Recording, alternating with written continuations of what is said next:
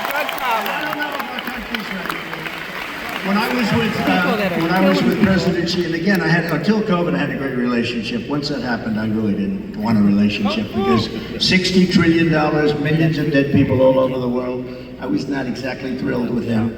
But before that, I had a great relationship. And I said, do you have a drug problem? No, we have no drug problem. Oh, how come? Death penalty, immediate. I said, what does that mean, immediate? Immediate. We have what's called a quick trial. You know what a quick trial is? Like in one day, the trial is over. Over here, it'll be 25 years. They'll get some nice liberal lawyer and they'll have it tied up for 25 years. The guy dies of old age, so, but they have a death penalty. In Singapore, they have a death penalty. In a lot of countries, they have a death penalty. You sell drugs because the average drug dealer kills during his or her life 500 people. The average one, the big ones, much more. But when you hear that, when people start to hear that, and I set up blue ribbon committees, I put, nice people, dilettantes from New York and from Los Angeles, people that know nothing about drugs, and they're dealing with very smart people. These dealers are smart as hell, they're tough as hell, and they make a fortune. And if you don't have the death penalty for drug dealers, you're just wasting your time. Now we can keep it down, and we can do better than we're doing now, and a lot better than we're doing now, because what's happening now is out of control.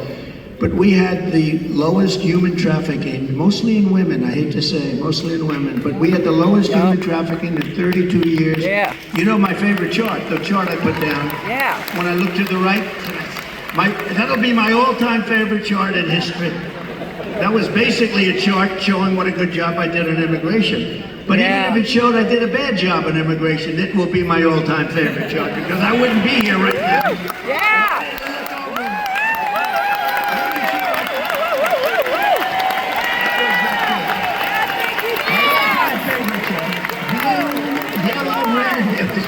It was beautiful. Yeah, there's his chart. Yeah. These guys are very good back. I didn't expect. That's the interesting thing. It's always on my left when it's at rallies. It's always on my list. I only do it about 15, maybe 20% of the time, so I don't do it much. And it's always at the end of a speech. But it's always here. For some reason, they dropped it here. It was at the beginning of the speech, the very beginning couple of sentences. And I turned like a deer bolting, I guess, right? They say good hunters say this. Every once in a while, a deer will bolt prior to the shot. And I don't know, I guess mine was a form of, but I turned around to look at it. It was right here behind me, actually. And my head was at a perfect angle. Like, it got me. But if you gotta be hit, that's the best place. Although it's blood. The doctor said, how come so much blood? He said, the ear bleeds more than anything. I said, I'll take it. But it was an amazing thing. And I have to say, because I have to, while we're on the subject, because people do like to talk about it. A few days ago we had an incident. I have to say, Secret Service did a hell of a job. They did.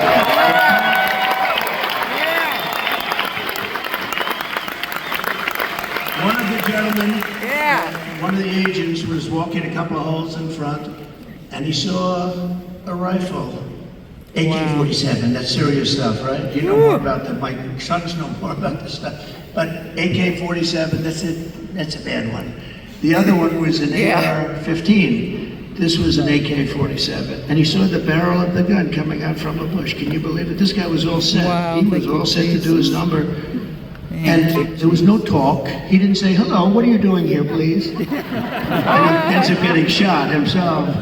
He took his gun and started shooting him. And this guy ran.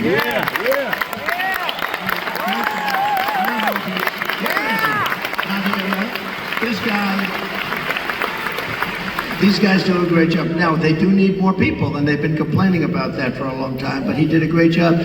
But you want to know another sort of a miracle? So the guy is now running for his life, and he's got a car a block away or whatever.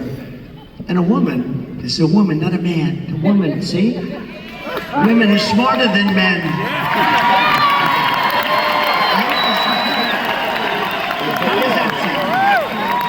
Our great first lady is very happy now. Let me just tell you, think of this, who would do this? I actually asked, I was with the sheriff this morning, I was with a couple of people from Secret Service, who would do this? So you now have a man running, not with a gun. He dropped the gun. We found the gun, but he was gone. And a woman driving in a car saw a man on the street, pretty busy street, running, and she followed him. And he got into the car, and she stopped because she thought he was trouble. He looked different. Like trouble. She followed him, it wasn't very far, and parked the car behind his car and started taking pictures of his license plate.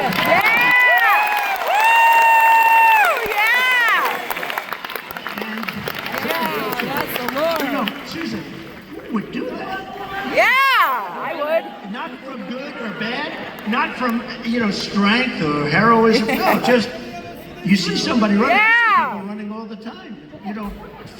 She saw something in this guy that was bad. She may have heard maybe gunshots, because there were four gunshots. Actually, got the shots. He never got off a shot. The shots were from Secret Service. But think of it, who would do this?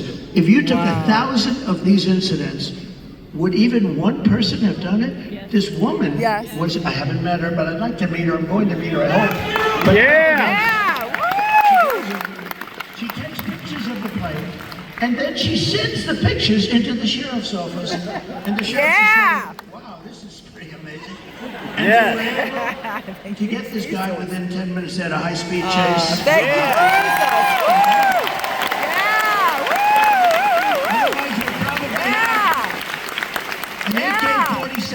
They had the camera, he had the whole thing. He was a sophisticated guy. He even had the serial number taken off the rifle, the gun. But think of this, so we'd have all this stuff, but I'd be walking around saying, I wonder where this guy is. Is he in this audience? We would have a maniac out there. This woman was unbelievable, because I actually asked the sheriff, if it happened 1,000 times, would anybody have done that? He said, maybe, but not much, not much. So she did she was really amazing job. all right. God bless her. God bless her. I think there are a couple takeaways there. One, the women of this country love Donald Trump.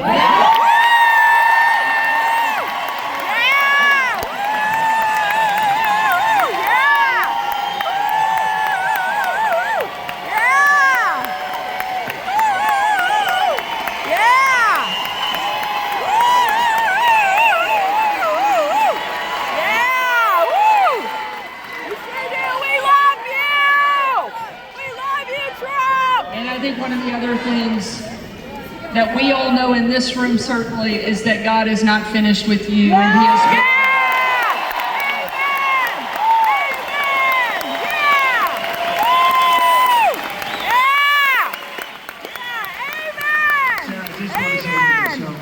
When I heard about this tonight, I said, so where am I speaking? Michigan, good, I like Michigan. I want to talk about cars. I love talking about the cars because it's so simple. It's so ridiculous that this is happening. You don't want the electric, you do want electric cars, 7%, 8%. Elon makes a great product, but you know what? And I've driven, his car is incredible. Other cars are incredible, but you have a little thing, but you want to have gasoline propelled cars. You want to have hybrid. They said a new one is going to be hydrogen. Who the hell knows? They said it has a slight problem if it blows up, and if you're in the car, that could be a little problem. You want to be able to have whatever it is, whatever the market is, and all that stuff. But they said, sir, you're having a town hall tonight. And I said, a town hall? What the hell? They want a rally. They don't want a town hall. Town hall. Woo! Yeah, we want a town hall. Oh, yeah. So who is the host? Because host or hostess. And they said, Sarah Huckabee Sanders.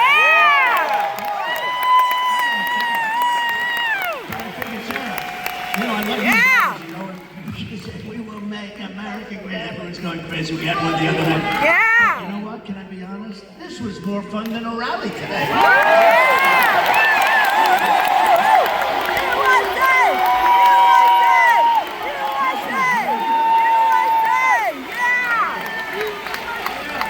We're going to take another question from the audience. Maybe the only job in the country harder than being president of the United States is being a mom, especially under this administration, because they're making everything harder.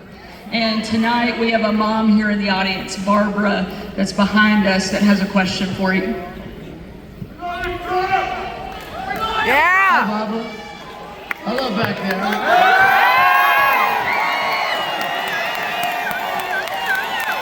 Yeah. We love you.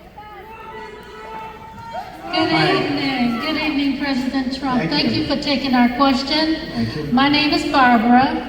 I'm a mom of 3, a grandmother of 7, and 3 great-grands.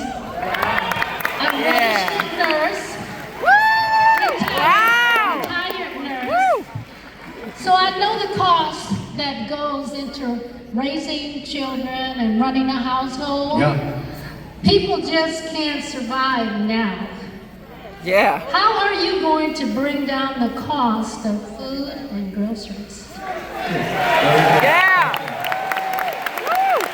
So we have to start always with energy. Always, I don't want to be boring about it, but there's no bigger subject. It covers everything. If you make donuts, if you make cars, whatever you make, energy is a big deal. And we're going to get that. It's my ambition to get your energy bill within 12 months down 50%. If I can do that.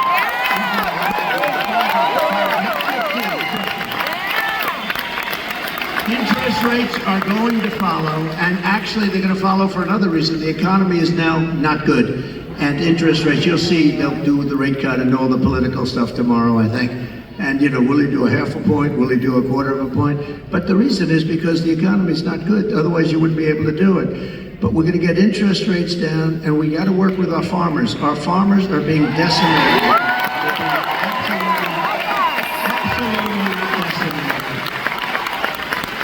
And you know, one of the reasons is we allow a lot of farm product into our country, and we're going to have to be a little bit like other countries. We're not going to allow so much we're going to let our farmers go to work. And I don't know if you remember, I love the farmers because, you know, I have many meetings as president. I have this gorgeous room with this beautiful table that seats about 35 people. And I was with the farmers. Usually everybody wants something. They all want subsidy. But I was with the farmers, and I think you might have been there actually, Sarah. I said, look, fellas, we're going to get you such a beautiful subsidy, meaning I'm going to do things. And one of the people raises it, sir, honestly, we don't want a subsidy. This is the first time this ever happened to me. Everyone wants, they want money, they want to build windmills. We want money with these windmills. Anyway, but you know what? It was amazing. He said, almost accusing us. I said, they were getting decimated. We don't want a subsidy. We just want to play, you know, a fair, level playing field. And I said, nobody's ever seen. And I have many industries and many groups of people from different things. You know, they do all different things. It's probably the most dramatic I've ever seen. He didn't want anything. All he wanted was to be able to compete fairly. And the problem we have is other countries, they treat us very badly in that way also. They really are. And you know, sometimes the worst countries are our so-called allies. I say so-called because in many ways they're not allies at all. They take advantage of us. They really take advantage. But we're going to do with the farmers. We're going to do what we have to do with the farmers. We're going to put our farmers in. Do you remember the expression? When I was negotiating with China, China said, well, we're not going to deal with this because they never had anybody to negotiate. They did whatever they want. They just took us like, you know, for a bunch of suckers. But I told the farmers it's going to be very good negotiators. You're going to suffer for 6 months and then they're going to fold. And that's exactly what happened. They folded and they agreed to buy $50 billion. You know, you might have heard the story. I said, how much? I went to the Secretary of Agriculture. How much did they buy?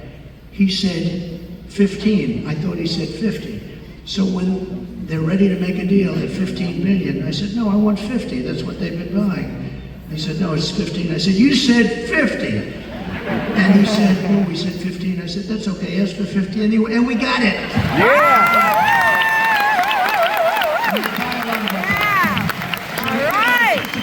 Interest rates, energy, and common sense. A lot of it's common sense. You know, we're the party of common sense. We want to have a strong border. How about that? We want a strong, you know, all of a sudden, they've changed. They didn't want any border. They said walls don't work. Two things work. What are the two things? Wheels and walls. You know, if I do, there's a gorgeous computer down here. In about 2 weeks, it's going to be obsolete. A friend of mine is in that business, he hates it. He said, we come up with a new model, and it's the greatest. About 3.5 weeks later, the damn thing's totally obsolete. The only thing that never gets obsolete is a wall and a wheel. And the wall is what we're talking about now. And you know, we built hundreds of miles of wall. We then added more than I ever said I was gonna do. And then we had that bad election result, that disgusting result. And they never put it up. You know what they did with it? They sold it for 5 cents, and it was expensive wall. It was exactly what the Border Patrol wanted, with the anti-climb plate on top, which I always hated because I didn't like the look of it. But you know, they demonstrated it. We had mountain climbers and a couple of drug climbers too. These guys are amazing. They put 100 pounds of drugs on the back and they go up the wall like it's nothing. But they couldn't get over the plate. So all of a sudden I said, okay, I'll put the plate on. I didn't like it. I liked it better without the plate, but it didn't work quite as well. So this is what we did. We had it. We had the best. We had a thing called Remain in Mexico. You don't have to be a genius to know. Remain in Mexico is a very good thing. And you think that was easy to get. I think Tijuana, Mexico was probably the fastest growing city in the history of the world. Okay, they had hundreds of thousands. They couldn't come in. When they got in, they let everybody pour into our country. The border, just to finish with the border, when I talk about energy, to me it's exciting, but to a lot of people it's not. But it gets exciting because we'll bring down your costs, all that. But what people want to hear, and I believe, when I got elected, I believe it was the border that was the biggest thing, and I fixed it, and I did a great job, and I wanted to mention it in 2020, and my people would say, sir, nobody cares about the border. They don't care because I had it fixed. Now I got to fix it again. I believe the border is of the greatest interest. When you look at, when you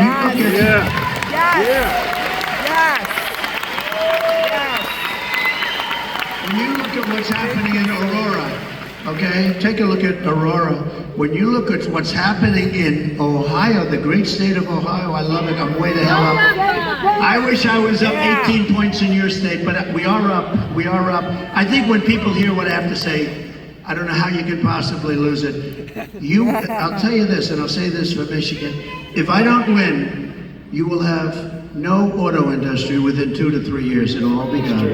And I know you got a little bit of an increase. It doesn't mean that's the small stuff, because it's just a temporary thing, because you will not have any manufacturing plants. China's going to take over all of your business because of the electric car, and because they have the material we don't. What we have is a thing called gasoline. We have gasoline. We have so much gasoline we don't know what to do. They don't have gasoline. So why are we making a product that they dominate? They're going to dominate. You will not have a car industry left, not even a little bit of a car industry. So, and you're going to have electric cars, but you're going to have 7%, you're going to have 9%, whatever it may be, and maybe someday the technology becomes so good that you can do more. I mean, you know, it's fine. But right now, the battery technology isn't there for long term. I always say, I love the electric car, but they don't go far enough, and they don't do well. You know, in Iowa, it was 20 degrees below zero when we had our great success in Iowa. We had a great. And there were cars all over the place. I said, what's wrong with those cars? They don't work well in cold, and they don't work very well in heat. But Elon's going to figure it out because he's great. He gave me that greatest advice.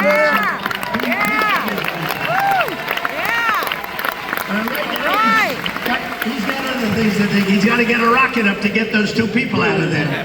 He said, Elon, let's get going. No, they're relying on Elon to get the 2 people.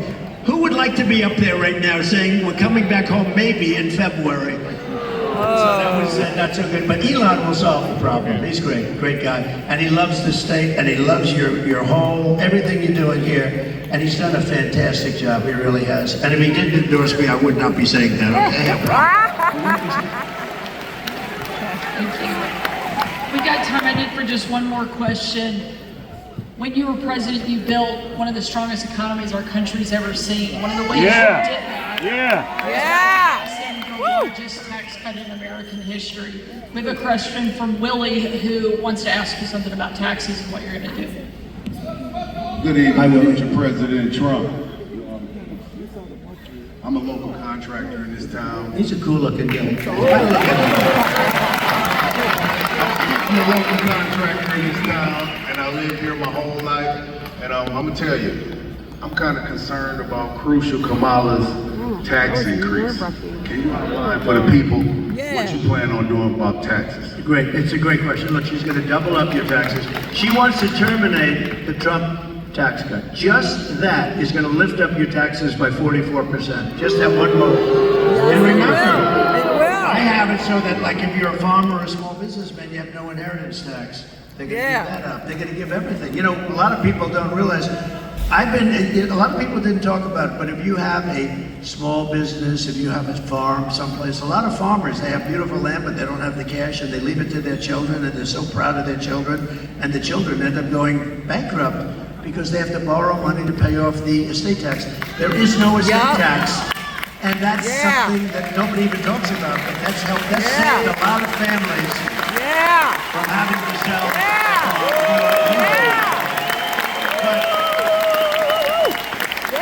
But she's got one thing that's incredible, an unrealized capital gain tax. That will drive every business out of the United States. So what that is I don't know how they can possibly administer. The only ones that are going to make money are appraisers and accountants. So they're taking a business, might have not a lot of money, but it might have great land, and they're valuing it, and what was it this year compared to next year? You got to put down a value, and then you got to go out and you have to pay tax, even though you haven't sold anything. It's the craziest thing I've ever heard, and I don't know how any rich person or any person that's in business can even think of supporting it. It's the craziest thing I've ever heard. So, and they're going to raise the capital gains tax, Willie, a lot. Now, as far as regular, people are going to have to pay a lot more tax. Your taxes, she said, 70 to 80%. Some people will pay 70, 80%. You have to understand, a lot of these people are international business people. A lot of these companies are international. They don't care if they're here or someplace else. They go for the best deal. They go for their shareholders. If they raise the taxes like that, they go to other countries. You know who got a lot of our companies? Is Ireland. Years ago, they took our pharmaceutical industry because they gave them a better deal. They will leave our country. They will leave all those jobs that we created. And I want people to pay fair taxes and all of that. But she's going to be raising your taxes to 50, 60, 70%. And it's not sustainable. And even for the companies, if they have to pay too much, they're going to leave the country and you're not going to have any jobs. So we have to be very, very careful about it. We have to be very, very careful. And I have to tell you that this has really been an honor. This will be the most fun of any state because we're going to bring back an industry that you can do. You know?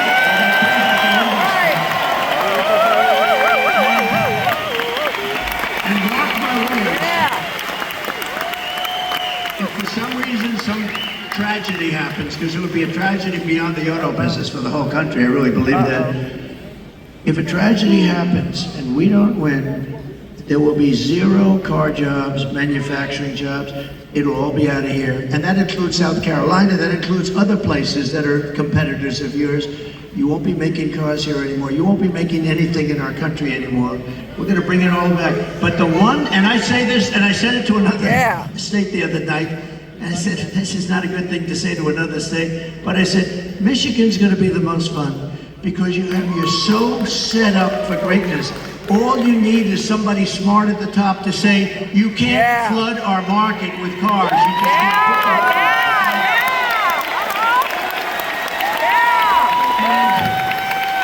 And if I say you have to pay 100%, you know China pays a big, but I didn't do the big number yet.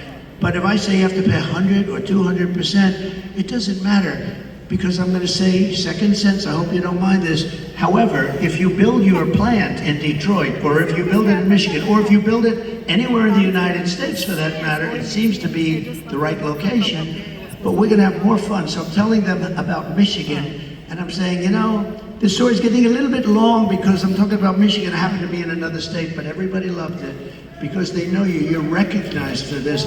We're going to get, now, they go from paying 100% tariff to paying nothing. All they have to do is build their factory and spend their hundreds of millions of dollars in your state. This will be like taking candy.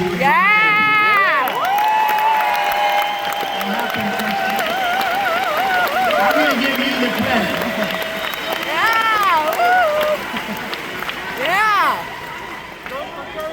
Well, I don't think there's any question that America was better off under Donald Trump. And we know that it's going to be even better the second time around.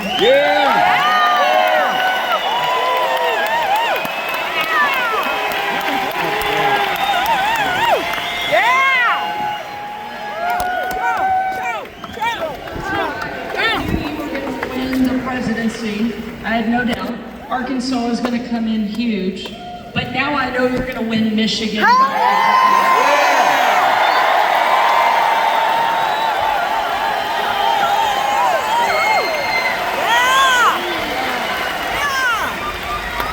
Ladies and gentlemen, we need you to show up. We need you to vote. Because the future of my kids, your kids, our grandkids depends on whether or not Donald Trump goes back into the White House. And I know you're not going to let us down.